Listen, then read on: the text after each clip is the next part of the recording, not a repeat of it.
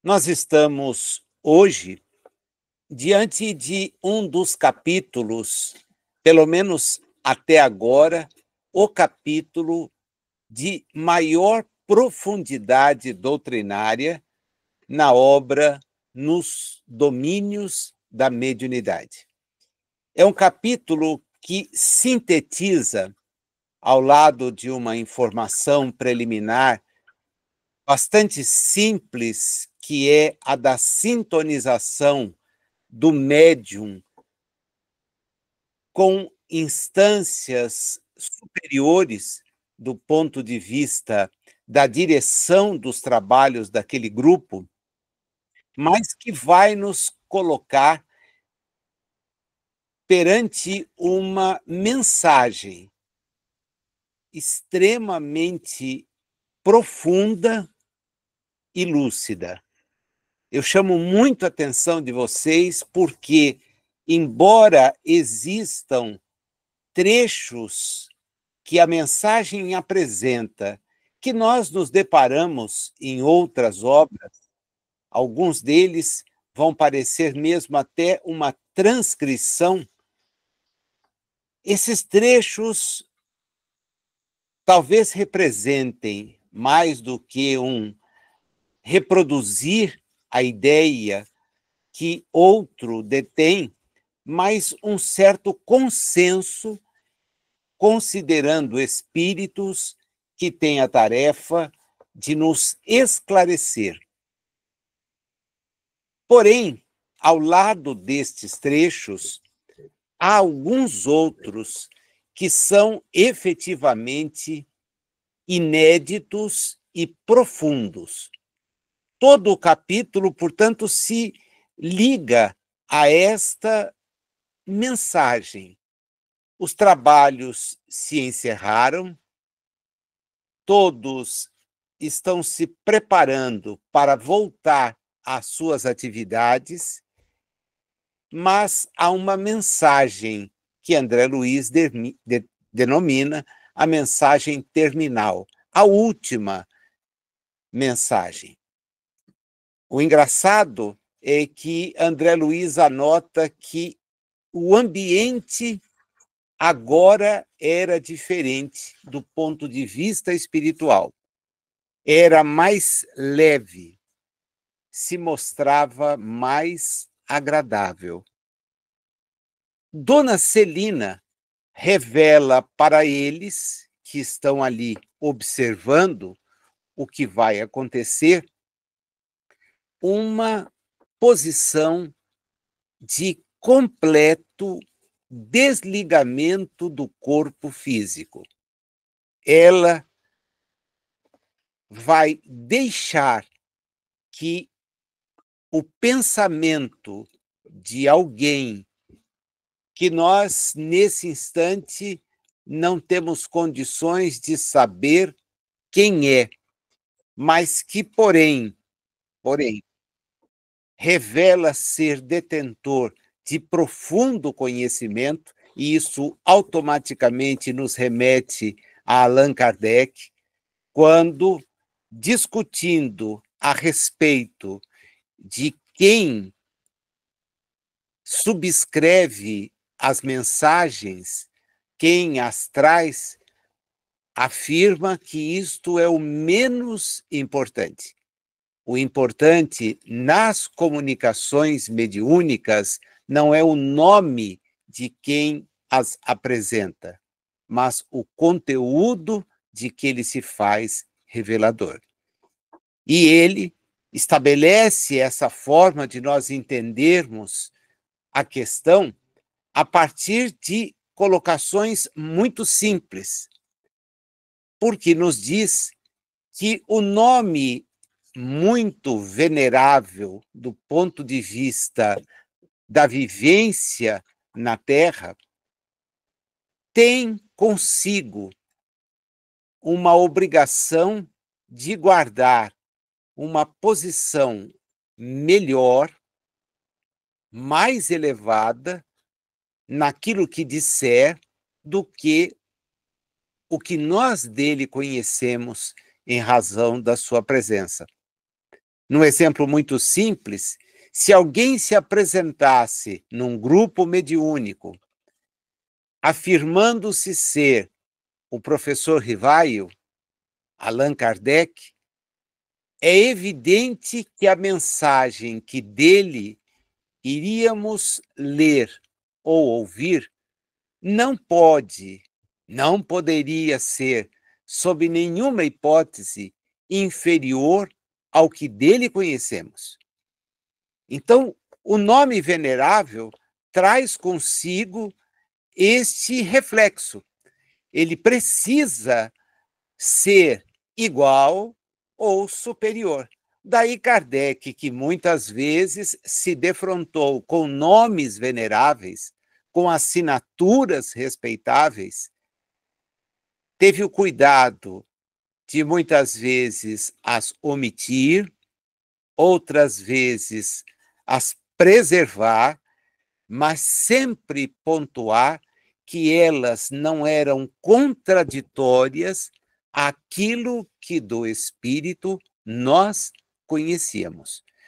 E isto para destacar que, efetivamente, apresentar-se assim, de maneira a que todos pudessem identificar o espírito que está ali trazendo a sua mensagem, traria uma obrigação para os que a recebem, antes de divulgá-la, de ver se ela é coerente com o que temos a respeito do espírito.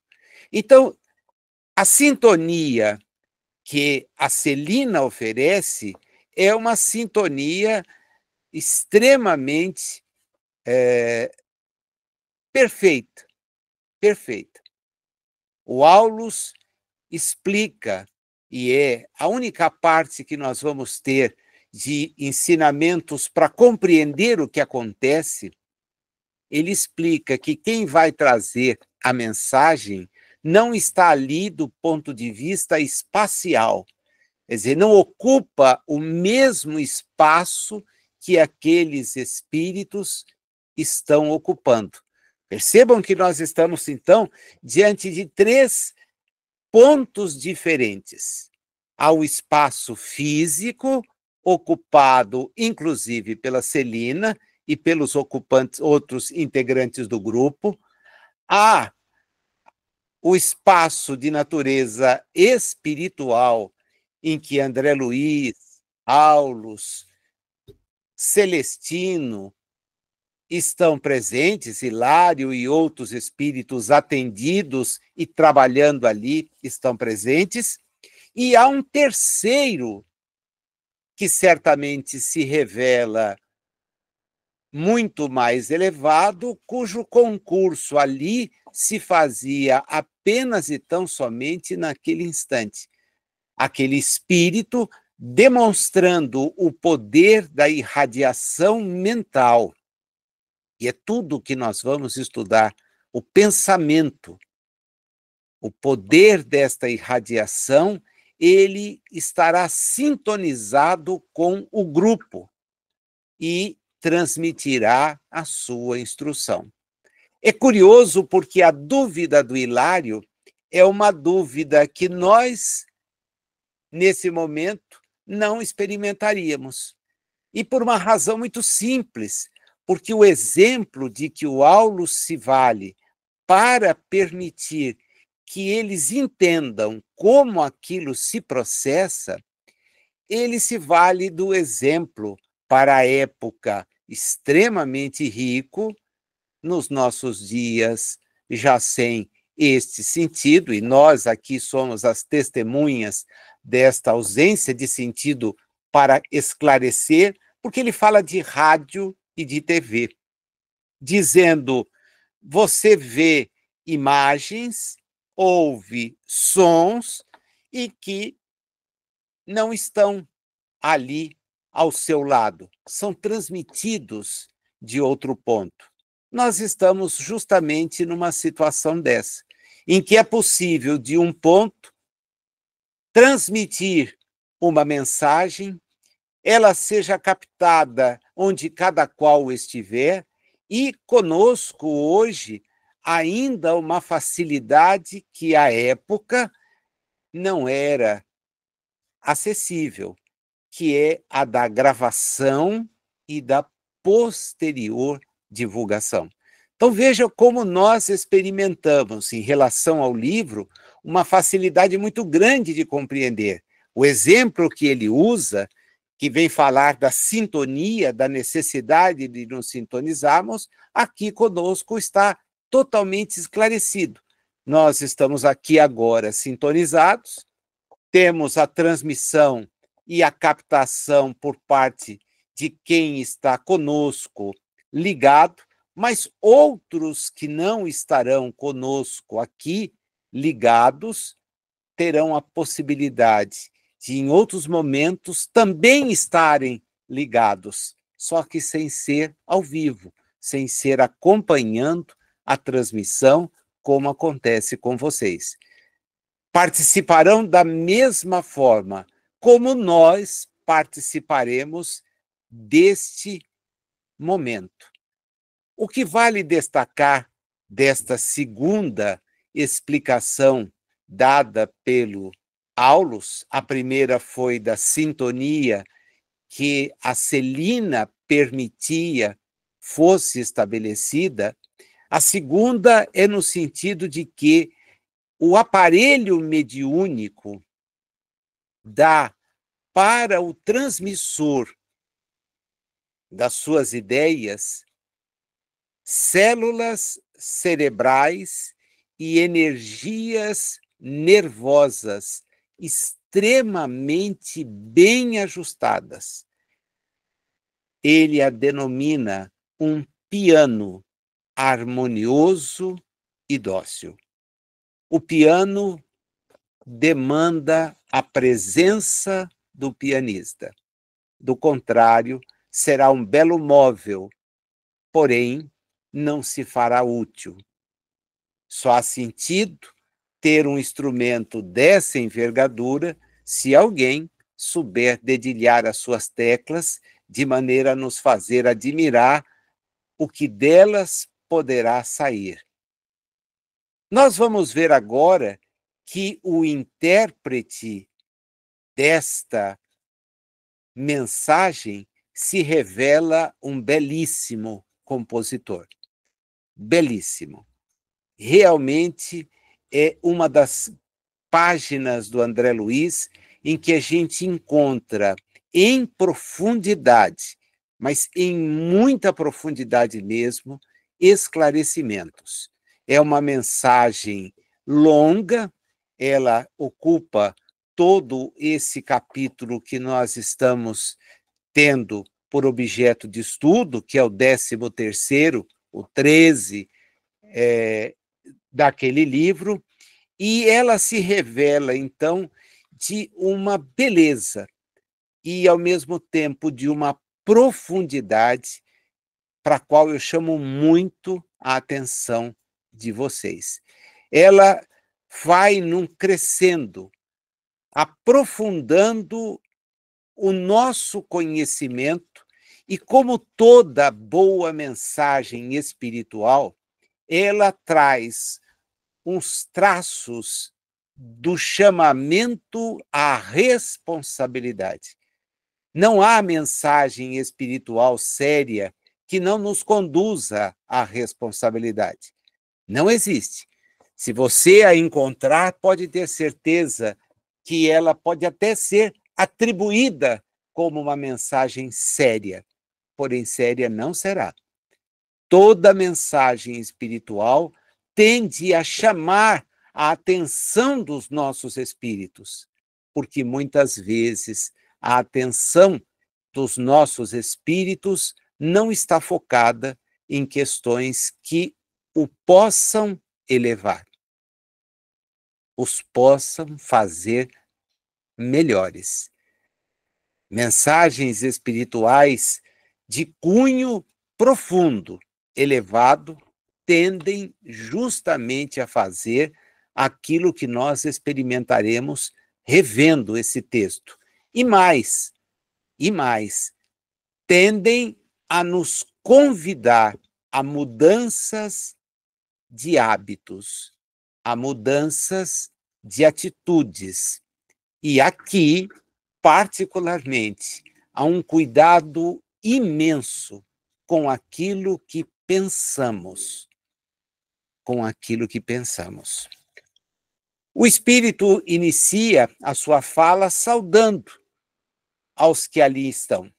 O faz em nome de Jesus, pedindo que nós guardemos a paz que ele nos lega, para que nós possamos servi-lo em paz.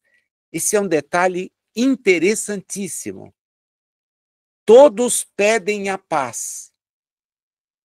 O Espírito adiciona o servir em paz. Isto é, transformar a nossa atividade efetivamente numa réplica daquilo que fez Jesus. Começa assim, num simples parágrafo, o Espírito nos coloca diante de uma maneira completamente diferente de enxergar a questão da paz. É comum que nós desejamos estar em paz, que desejemos que a paz esteja nos ambientes onde estivermos. O Espírito nos pede para que nós guardemos a paz, como nos legou Jesus, para servi-lo em paz. Isto é, para fazermos algo que efetivamente denote que nós já estamos sintonizados com Jesus. Não é mais um desejo, é o início de uma concretização. Logo em seguida, o Espírito começa a trabalhar, então, o objeto do capítulo. André Luiz denomina pensamento e mediunidade porque toda a mensagem vai envolver exatamente isso. Ele diz para os que estão ali que, em matéria de mediunidade, ninguém pode esquecer do pensamento. Nossa alma, diz ele, vive onde se lhe situa o coração. A boca fala do que o coração está cheio, disse Jesus, como a revelar que é o que nos vai no íntimo que traduz efetivamente quem somos.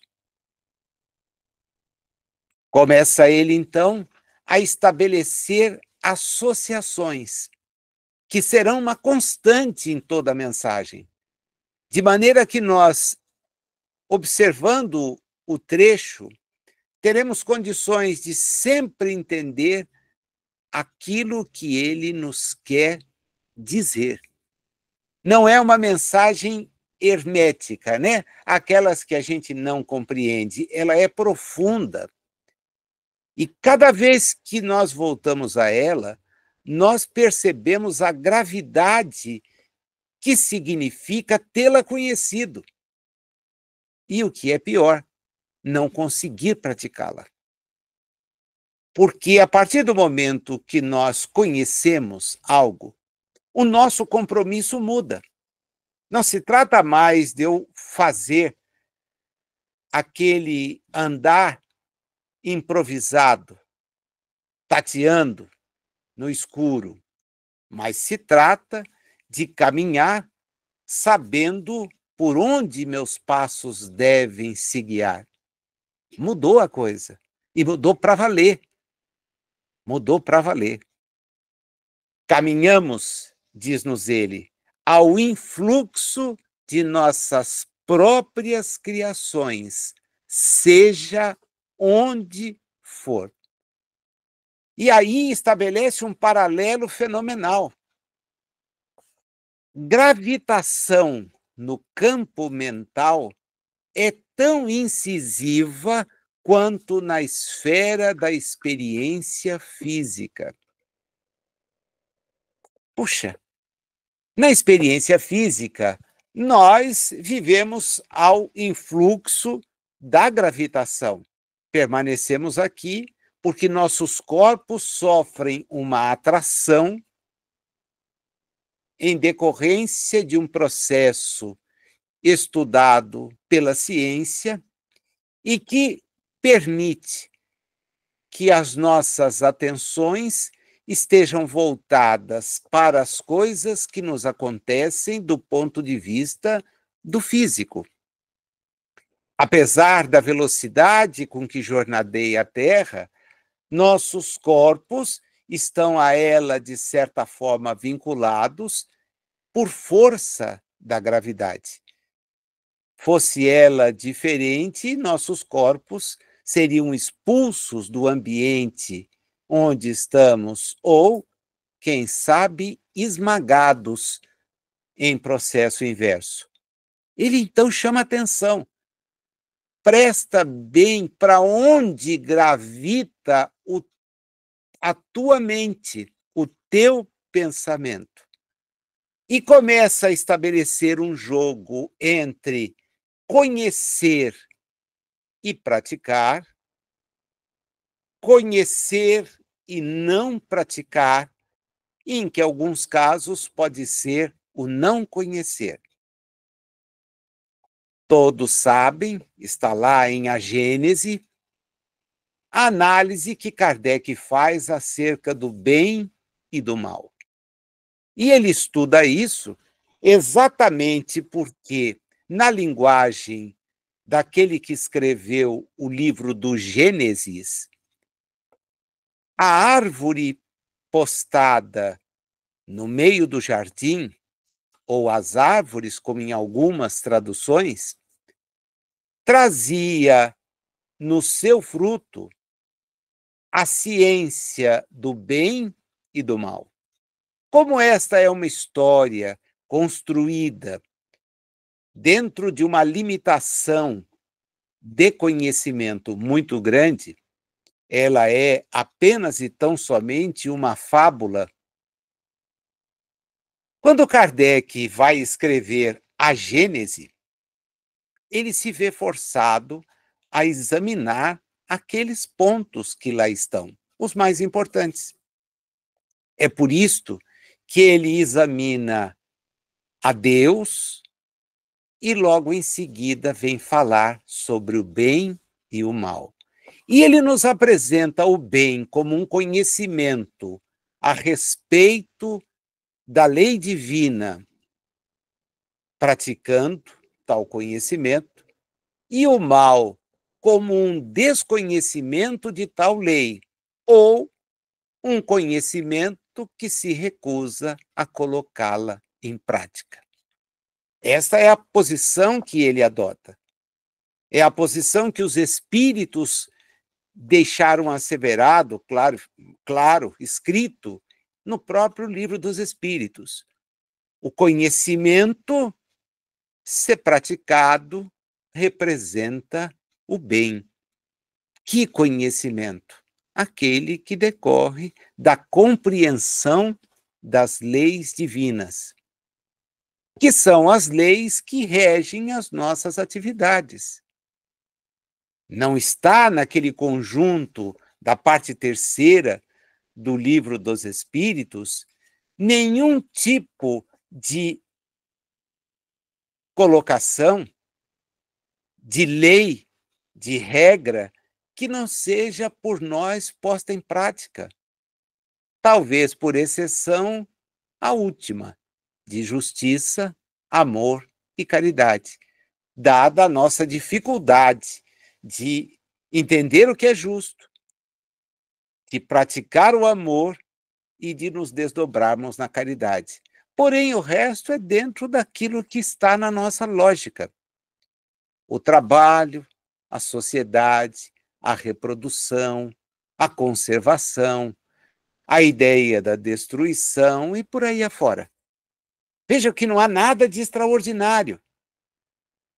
Nós fazemos a prece, mas somos convidados a pensar com que propósito.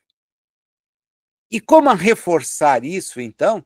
o espírito começa a estabelecer justamente aquilo que deve ser o norte, quando diz: se nós trabalhamos pelo progresso geral, nós estamos trilhando o bem. Se nós nos emparedamos no egoísmo e com isto nos arrastamos em desequilíbrio, estaremos sob as trevas do mal. Então, uma coisa é esquecer-se, a outra é supervalorizar-se. Quem só pensa em si não está na área do bem, da prática do bem.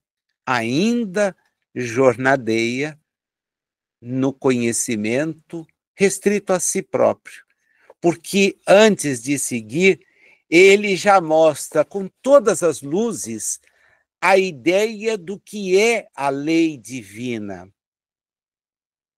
É o bem de todos. Então, a lei divina não tem particularismos, não tem opções, não faz segregação. Ela pensa, se projeta no bem de todos. Todos. E esses todos não são todos os espíritos, são todos os seres que Deus cria, destinando-os à evolução. Então, é o bem de todos que vem a ser a lei divina. O Criador não nos cria para sermos perdidos, para eventualmente deixarmos de avançar. Nós é que insistimos em permanecer estacionários. É o segundo divisor que ele vai apresentar. Colaborar na execução dos propósitos da lei divina significa iluminar a mente e clarear a vida. Colaborar. Colaborar. Prestem bem atenção nas marcas que ele vai deixando. Opor-lhe entraves a pretexto de acalentar caprichos perniciosos é obscurecer o raciocínio e coagular a sombra ao redor de nós. Então, eu quero avançar, eu tenho que colaborar em benefício de todos, porque eu estou colaborando em benefício da minha própria situação. O inverso significa acalentar caprichos e, com isso, ter o próprio raciocínio, obscurecido na sombra. Isto é, eu não caminho como precisaria caminhar. E aí diz, como a convidar todos, é indispensável ajuizar quanto à direção dos nossos passos, de modo a que a gente evite o nevoeiro da perturbação ou a dor do arrependimento. Quem caminha adota o rumo que entende adequado. Ele nos diz, e os espíritos reforçaram aquilo que Jesus já nos havia recomendado, que praticar em favor do outro o que estiver ao nosso alcance é a única e melhor saída. Entretanto, os nossos passos são dirigidos para onde queremos. O nosso pensamento tanto pode se voltar para esse cumprimento da lei divina, como insistir em permanecer onde está. O que ele chama a nossa atenção agora é de que No âmbito do espírito, não existe neutralidade. Ou a gente avança e os passos, então, tomam um determinado caminho, ou a gente estanca, e aí faz a prevalência do eu, do eu. Penso em mim, do meu jeito, da minha forma, nada que me chega modifica a minha maneira de ser, eu não acho que precise mudar nada, eu não me esforço por mudar nada, consequentemente, eu tenho a me esperar o nevoeiro da perturbação, assim como a dor do arrependimento. Mas que arrependimento? O de não ter feito o bem. Porque o nosso estágio ocorra onde ocorrer, o espírito está encarnado ou não, não muda absolutamente nada. Mas é absolutamente nada, ele é o espírito. Estar numa outra encarnação ou estar fora dela, para nós tem o mesmo alcance. Nós temos que praticar aquilo que a lei divina nos recomenda fazer. É o bem de todos. E para isso eu não preciso estar desencarnado. Eu posso, encarnado, fazer o bem de todos, sem me arrepender de ter feito. Evoluímos, diz ele, dessa forma. Não vale encarnar-se ou desencarnar-se simplesmente. Todos os dias as formas se fazem e se desfazem. Então não há aí nenhuma surpresa. Não há nada de extraordinário. Por quê? Porque nós temos que revelar o que está em nós. Não aguardar uma determinada situação para modificar a nossa maneira de agir, de pensar, de fazer. Ninguém espere voltar à realidade para fazer o bem, porque terá perdido a oportunidade de realizá-lo já ontem, para que a gente seja bastante objetivo e sincero. Vale a renovação interior com acréscimo de visão, a fim de seguirmos em frente com a verdadeira noção da eternidade em que nos deslocamos no tempo. É muito falsa essa percepção a respeito da vida espiritual que muitas vezes nós nutrimos, porque dela nós já viemos. E a falta de um determinado domínio a respeito dessa informação é que nos faz imaginar que será algo diferente.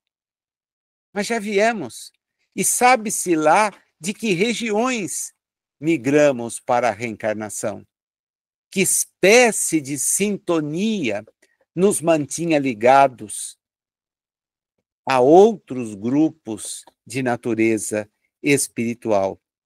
Consciência pesada de propósitos malignos, revestida de remorsos, referta de ambições desvairadas ou denegrida de aflições, não pode senão atrair forças semelhantes, que se encadeiam como se fossem torvelinhos infernais. Então a gente está o tempo todo ligado naquilo que efetivamente quer. Podemos almejar, transitar em regiões da mais absoluta paz, se estivermos a serviço da paz. Não dá para desejar tê-la se nós não agimos como tal. Veja que ele coloca as coisas de uma maneira muito clara. Consciência pesada de propósitos malignos. O que é o propósito maligno? É aquele que não pratica o bem, insiste no mal, revestida de remorsos. Por que não fiz? Guardando ambições que são desvairadas, denegrida de aflições, não vai atrair nada diferente do que isso tudo.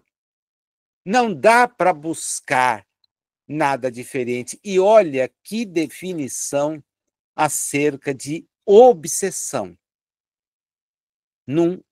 Numa única frase, ele nos mostra que a obsessão é um sinistro conúbio, um casamento da mente com o desequilíbrio comum às trevas. A isso se denomina obsessão. A ideia fixa, sim, a ideia fixa que também motiva todos aqueles que jazem na sombra por não quererem buscar a luz. Pensamos e imprimimos existência ao objeto idealizado. Então, tudo aquilo que nós pensamos, de certa forma, há de se concretizar, porque nós carregamos a nossa vontade na concretização daquilo. Na concretização daquilo. A resultante visível de nossas cogitações mais íntimas denuncia a condição espiritual que nos é própria. E quantos se afinam com a natureza da nossa inclinação e desejo, vêm até nós pelas amostras de nossos pensamentos. No livro Pensamento e Vida, aquela cartilha que a gente teve a chance de estudar no Centro Espírita Vicente de Paulo, num passado não muito distante, é a demonstração evidente disso que está contido nesse parágrafo. Porque ele dizia, a gente pode fazer de tudo em relação aos gabinetes do nosso espírito. Nós não temos condições só de impedir as vibrações que nos vêm de outros, com as quais, então, nos sintonizamos.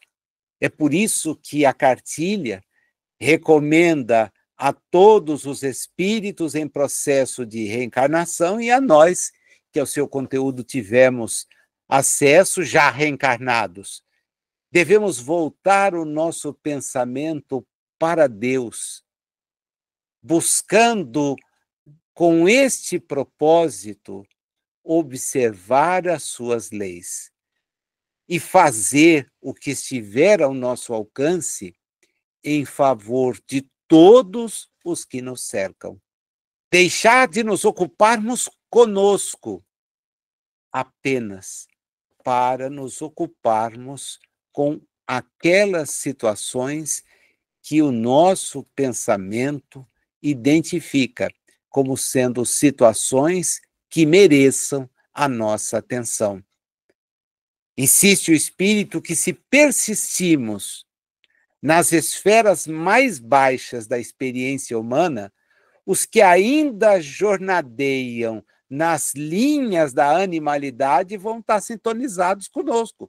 Por quê? Porque os nossos impulsos são inferiores.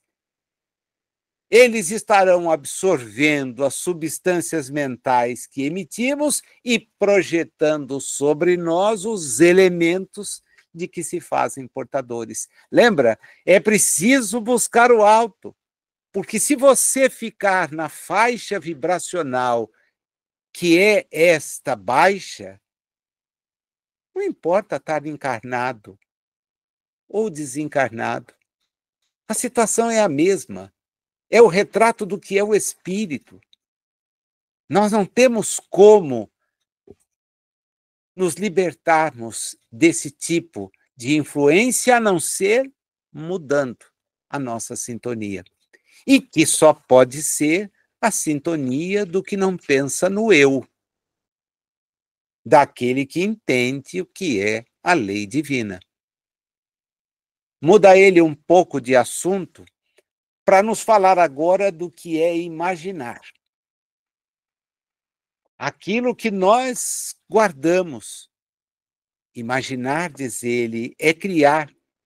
E toda a criação tem vida e movimento, ainda que ligeiros, impondo responsabilidade à consciência que a manifesta.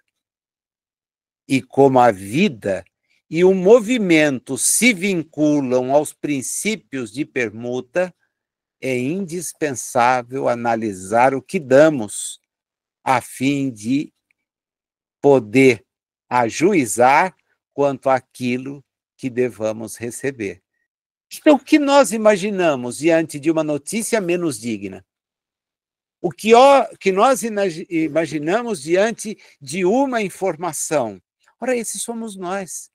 Nós estamos criando a partir daquela nossa imaginação, da fertilidade, o que denota a sintonia que temos. Pouco importa, então, estar encarnado ou desencarnado. Estar encarnado talvez seja um ponto a nos amparar, porque nós temos a chance de afastar rapidamente este pensamento e tentar nos concentrar em algo que possa nos ajudar a melhorá-lo. Já desencarnados, talvez sejamos arrastados pelas teias que nos vinculam às grandes redes de pensamentos que não são elevados. Ele apresenta agora, meus amigos, uma pergunta que só ela justificaria a nossa conversa hoje. E é importante que a gente refaça essa pergunta. Quantas e tantas vezes se nos mostrar necessário refazê-la? Quem apenas mentalize angústia e crime, miséria e perturbação, poderá refletir no espelho da própria alma outras imagens que não sejam as da desarmonia e do sofrimento? Então, como é o nosso pensar? Para mim está sempre tudo muito difícil, está sempre tudo complicado, nada favorece, ninguém. Pronto. Você estabeleceu a sua sintonia, você vibra aí. Que tipo de pensamento você acha que vai se ligar a esse?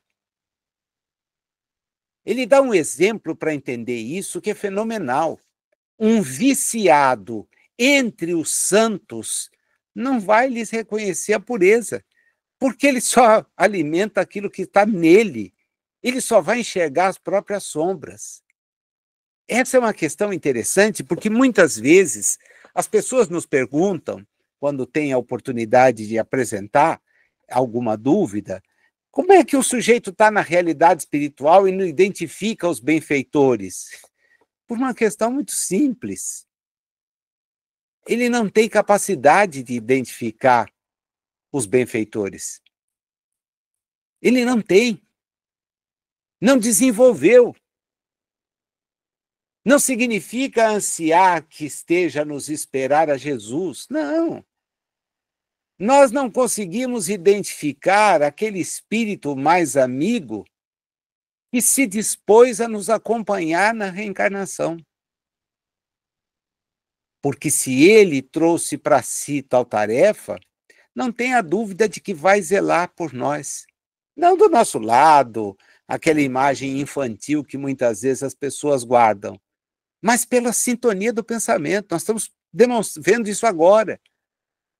Essa entidade localizada numa região diferente daquela onde estava o grupo, está ali se comunicando e aqueles que com ele se sintonizam, evidentemente, receberão os benefícios deste tipo de comunicação.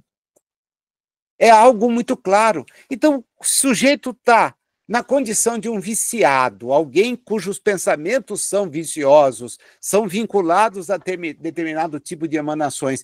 Ele não vai reconhecer nada que seja puro à sua volta. Ele vai enxergar apenas as próprias sombras.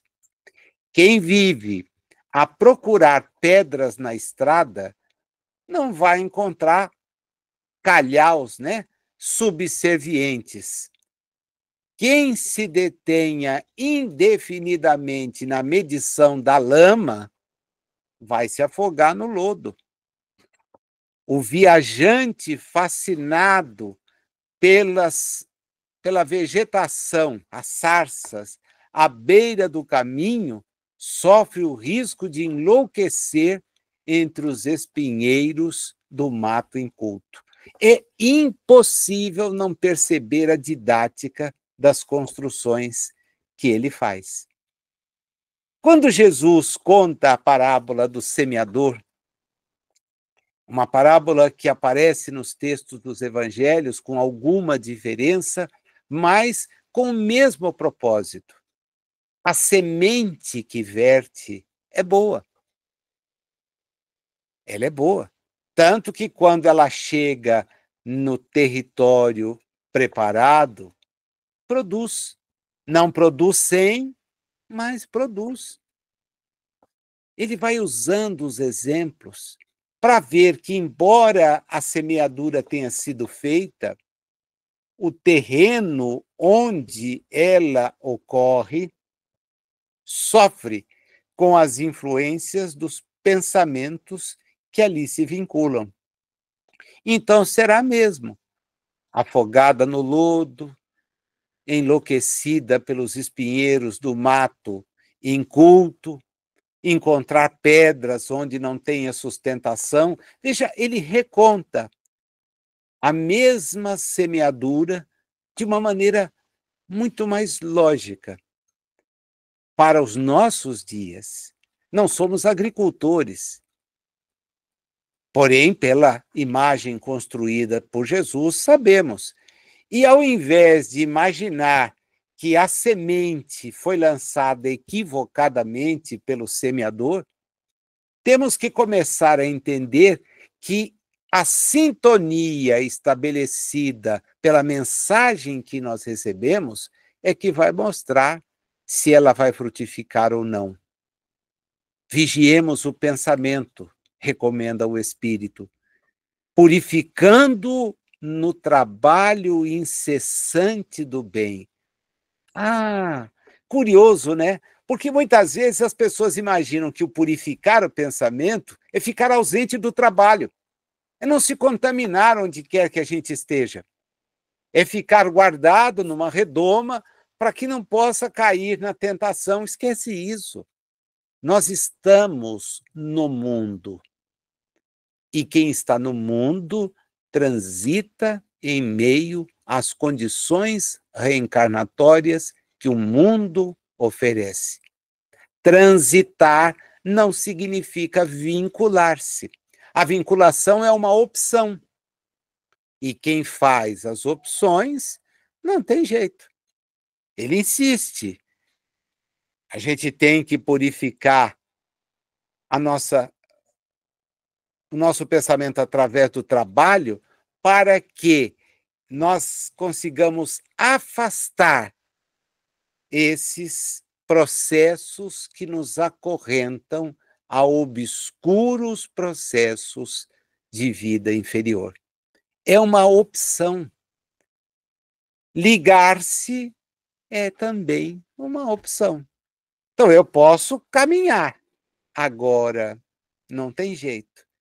E diz, é da forja, isto é, do trabalho, que saem as asas dos anjos, mas também as algemas dos condenados. É do trabalho. É do trabalho da forma como ele é por nós desenvolvido. Pelo pensamento, insiste ele, nós nos escravizamos a troncos de suplício infernal. E nos sentenciamos, por vezes, a séculos de peregrinação nos trilhos da dor e da morte. Para quem imagina que a justiça divina opera impondo-nos o sofrimento, vem a mensagem para dizer: o sofrimento quem impôs foi você mesmo. Foi você quem insistiu. A mediunidade, diz ele, torturada, é nada mais e nada menos do que um enlace de almas comprometidas em aflitivas provações nos lances do reajuste. E para abreviar o tormento que flagela de 1000 modos a consciência reencarnada ou desencarnada, quando nas grades expiatórias, é preciso renovar-se mentalmente, o único meio de recuperar a harmonia. Essa ideia da reforma é a reforma dos nossos pensamentos, a maneira como pensamos, não é nada exterior.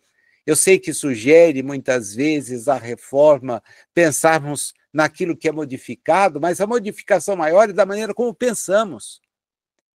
Onde nos ligamos? Que tipo de sintonia nós estabelecemos? Porque é esta sintonia que vai revelar aonde estamos. Começa ele a chamar a atenção para algumas coisas que são muito importantes em termos de dizer, mas eu busco o caminho religioso, eu busco manifestações de fé. Olha, cuidado. Rótulo em matéria religiosa, sem esforço de sublimação interior, é mais ou menos ou tão perigoso para um espírito quanto deter uma honra entre os homens com menosprezo à responsabilidade que ela impõe. Título de fé não constitui meras palavras, acobertando-nos deficiências e fraquezas. Aproximar-se da fé significa expressar melhorias das quais não poderemos fugir sem agravo de obrigações. Em nossos círculos de trabalho, desse modo, não nos bastará o ato de crer e convencer. Puxa vida, que lição! Porque às vezes nós dizemos acreditar e queremos convencer os outros a acreditar como acreditamos. Não é isso. Olha a lição para nós. Ninguém é realmente espírita à altura desse nome, tão só porque haja conseguido a cura de uma escabiose renitente. É sarna, sarna, com o amparo de entidades amigas. E se decida, por isso, a aceitar a intervenção do além-túmulo na sua existência. E ninguém é médium, na elevada conceituação do termo, somente porque se faça órgão de comunicação entre criaturas visíveis e invisíveis. Para conquistar a posição de trabalho a que nos destinamos, de acordo com os princípios superiores que nos enaltecem, nos mostram o roteiro, é preciso concretizar-lhes a essência em nossa estrada, por intermédio de testemunho de nossa conversão ao amor que santifica. Então não basta, diz ele, o sujeito meditar na grandeza do nosso idealismo superior. Puxa, eu já tenho ideias de muitas. Sim, mas não passam de ideias. É preciso concretizá-las, substancializá-las nas nossas manifestações do dia a dia. E aí dá um exemplo fácil da gente associar o que é isso. O grande artista coloca a centelha do gênio numa simples pincelada, num bloco de mármore, na mais ingênua composição musical. Quem se converte a Jesus vai lhe refletir a beleza em coisas muito simples. Anota aí, porque isso vale a pena. Se você tem um livro, grifa. Porque muitas vezes as pessoas pedem, mas por onde? Olha, está aqui, a lição está clara. O que eu faço? Olha aí. Primeiro, no mínimo gesto de cada hora, na emissão de uma frase curta, na cooperação em favor dos semelhantes, na renúncia silenciosa que a apreciação terrestre não chega a conhecer. Como é, Nazil? O que eu preciso fazer? Emita uma frase curta de bom ânimo. Coopere com aquele que jornadeia com você. Saiba renunciar. 3 coisas fáceis de reproduzir, mas que a gente vai perceber são dificílimas de pôr em prática. Primeiro, usar as frases para amparar. As nossas frases costumam ser no sentido oposto, para criticar. Amparar o outro. Amparar o outro. E esquecermos de nós mesmos. Nossos pensamentos, diz ele, geram nossos atos. E nossos atos vão gerar pensamentos nos outros. Então eu preciso tomar muito cuidado com aquilo que eu estou fazendo. Porque o meu pensamento concretiza o que eu exteriorizo. As críticas, às vezes, os atos. Qual é a saída? Inspirar simpatia e elevação, nobreza e bondade junto de nós, para que a gente nunca perca o pão da alegria.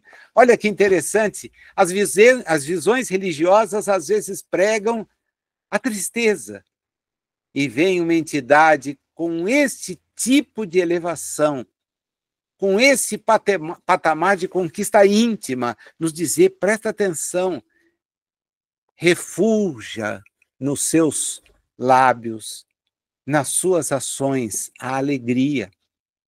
A alegria de quem já descobriu o que precisa fazer. Uma outra advertência pesadíssima. Convicção de imortalidade sem altura de espírito que lhe corresponda é uma luz projetada no deserto. Eu estou convicto de que a imortalidade existe, tá? E estamos preparados para chegar até ela? Porque se a gente não consegue ter esse tipo de prática, permanecerá na sombra. É a luz que se projeta no deserto. Mediar entre 2 planos, sem nível moral, é estagnar na inutilidade. O pensamento, diz ele, é tão significativo na mediunidade quanto o leito de um rio. Se você puser as águas puras num leito de lama pútrida, você só vai ter uma corrente escura, demonstrando essa viciação. Divinas mensagens vão chegar do mais alto até nós. Agora a gente precisa ter o canal adequado.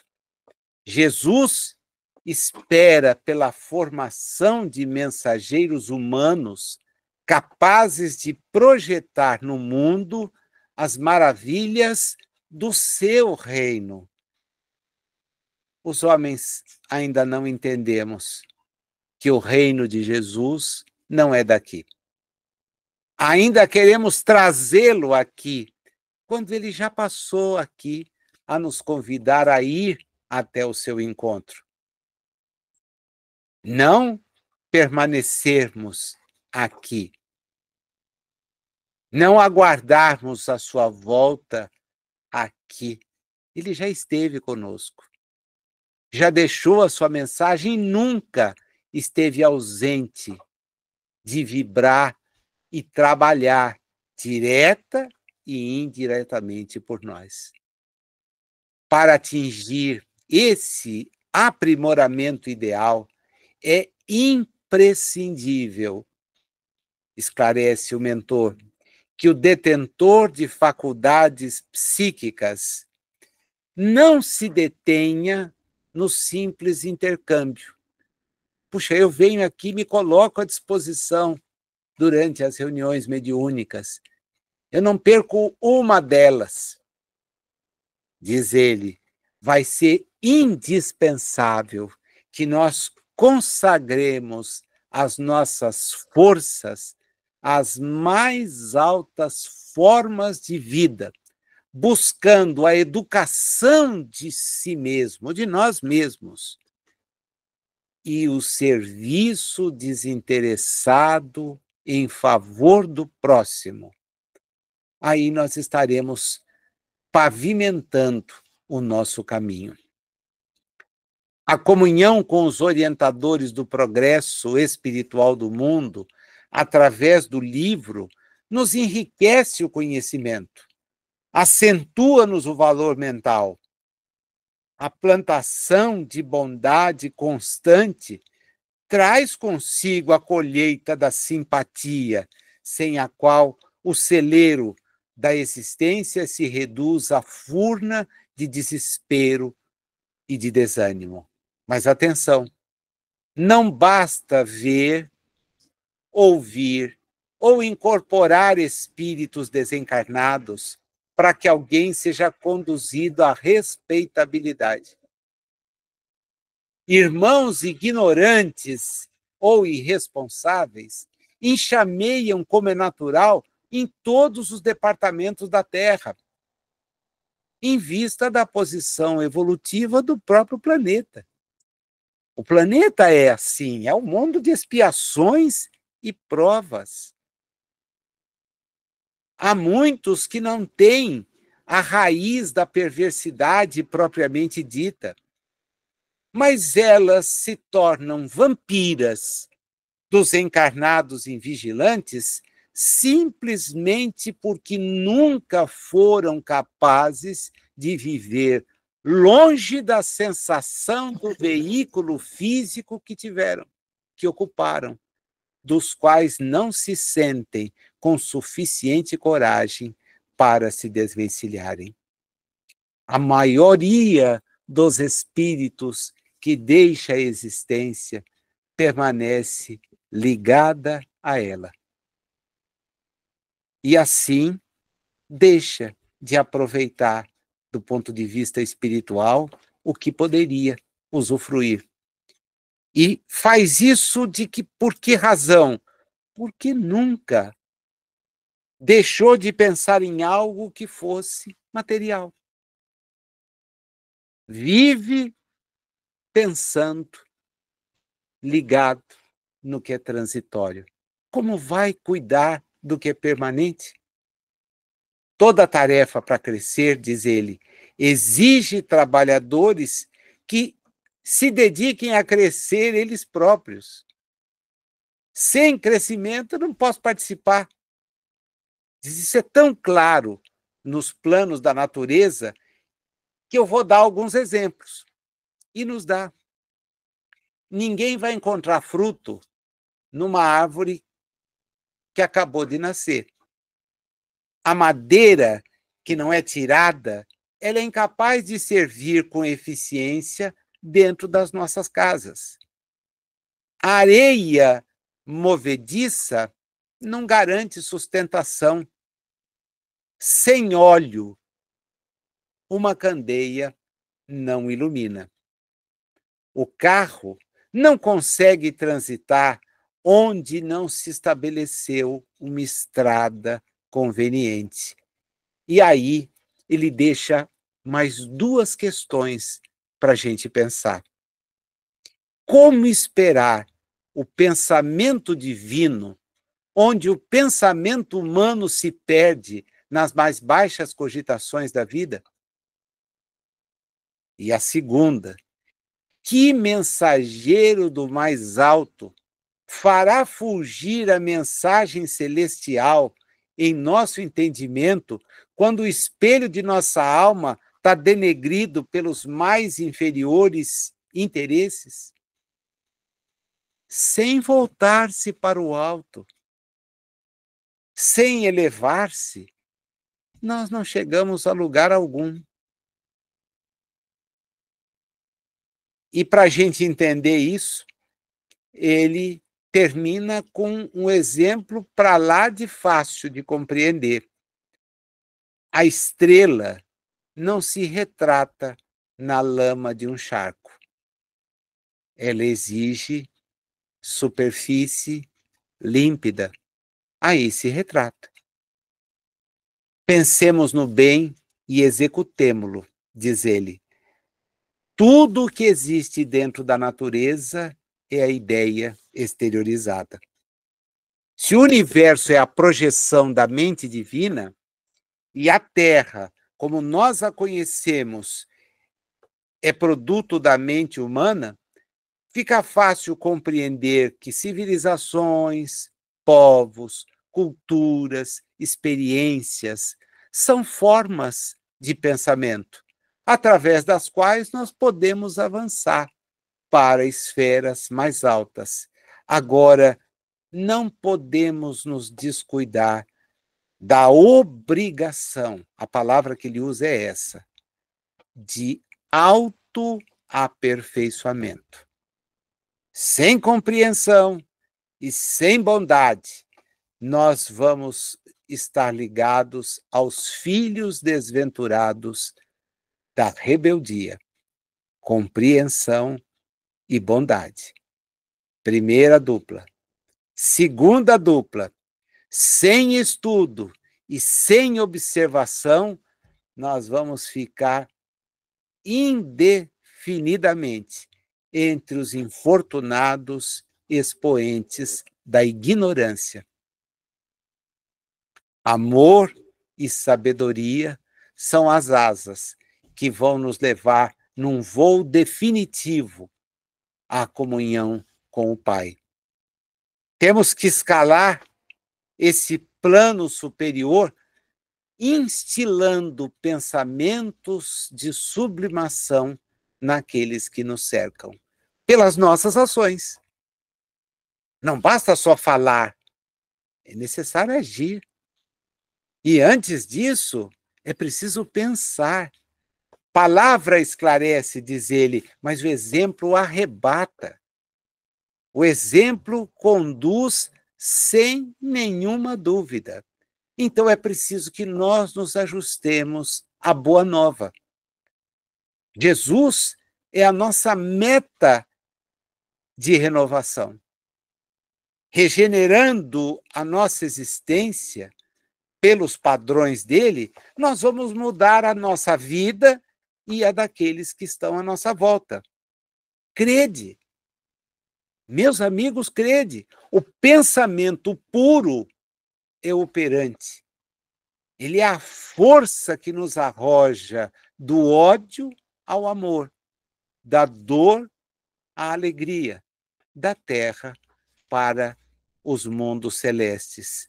Procuremos ter uma consciência de Jesus, para que a nossa consciência possa lhe retratar a perfeição e a beleza.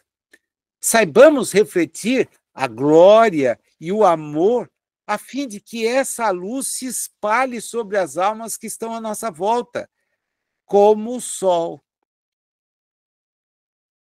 faz com que o mundo todo, quando voltado para ele, se faça iluminado. Comecemos nosso esforço de soerguimento espiritual desde hoje. E amanhã nós vamos ter avançado consideravelmente no grande caminho. Ele termina pedindo que Jesus ampare a todos e se despede com um até breve. André Luiz registra que todos ficaram extremamente sensibilizados. A nossa amiga volta ao normal. Raul Silva ainda encerra com uma curta prece a reunião e Clementino, ao despedir-se de André Luiz, Hilário e Aulus, lhes diz: voltem sempre. Vocês vão continuar aprendendo. E eles saem. André Luiz registra como ele se sentia feliz por haver bebido a água viva da paz numa taça da alegria. É assim que o capítulo se encerra. Eu havia chamado a atenção de vocês para o fato de que ele é todo estruturado em cima da mensagem, que é profunda demais. Há trechos que mereceriam, eu confesso, que nós parássemos e ali nos aprofundássemos. Mas acho que esse é um exercício que cada um pode fazer sozinho. O importante é entender a maneira como se estrutura essa mensagem.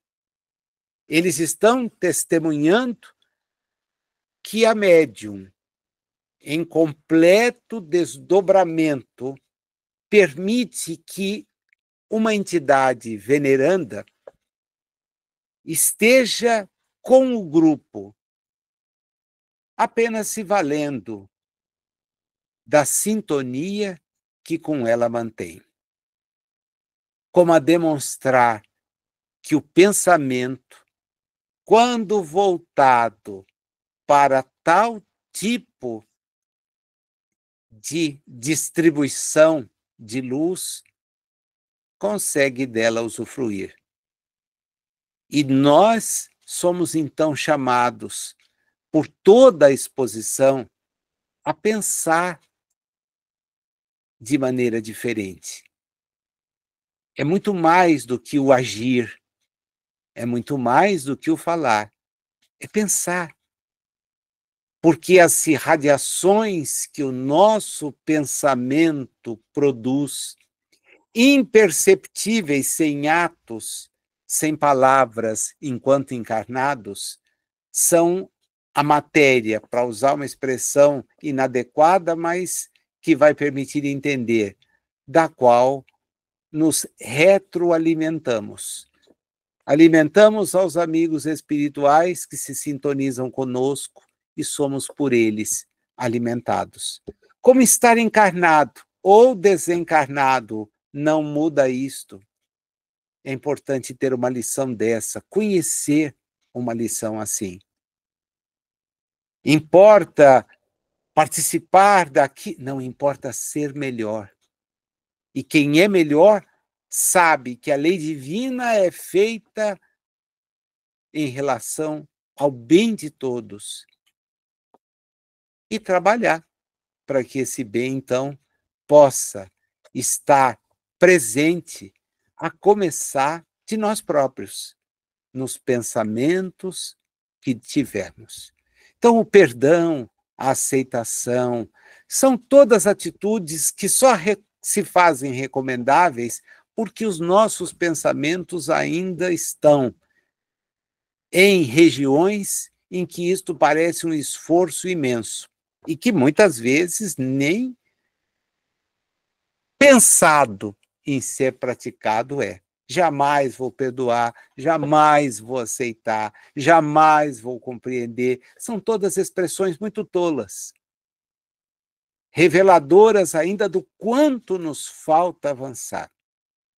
Vejam que o livro chega a um ponto em que nós tivemos a chance de ver a atividade de um grupo, vimos manifestações mediúnicas dos mais diferentes, das mais diferentes formas do exercício da mediunidade, mas com esta mensagem que encerra este ponto do livro, estamos numa lição que ainda não chegou da metade dele, já nos situa por onde virão os próximos passos.